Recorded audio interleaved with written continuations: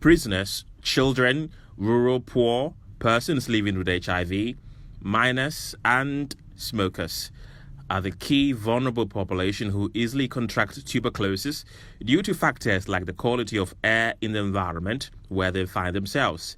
This is according to the findings of a research into tuberculosis by the National Tuberculosis Program.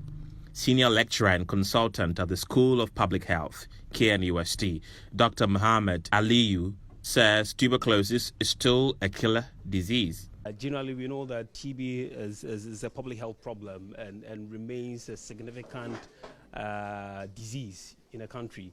So we need certain interventions. We need to strengthen or improve our intervention to meet the needs of the TB population.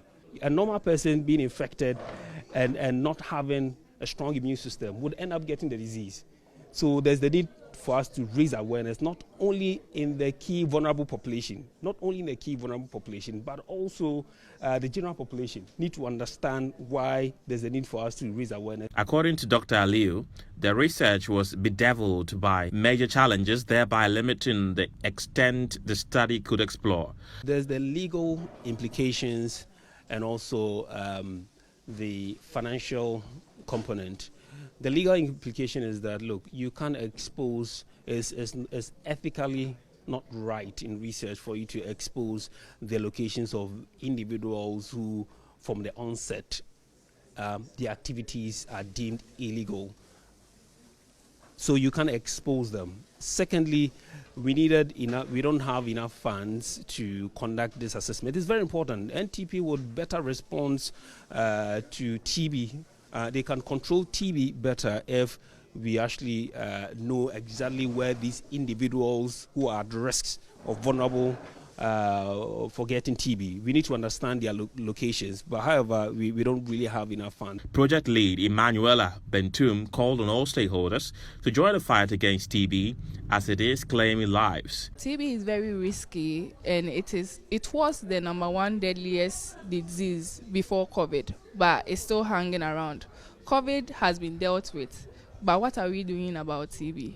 TB still hangs around us. That is why we make sure to map TB key and vulnerable populations in Ghana in order to reduce TB inequities. So we are not only bringing them on board, engaging and sensitizing key and vulnerable populations.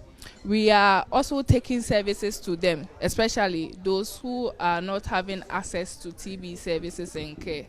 So we are on the agenda, leaving no one behind, and we are carrying everyone along.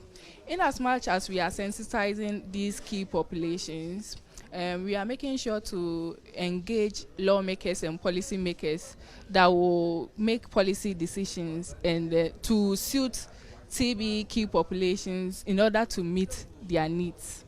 So let's all call on our lawmakers and policymakers to do this for us in order to make sure our accountability is promoted.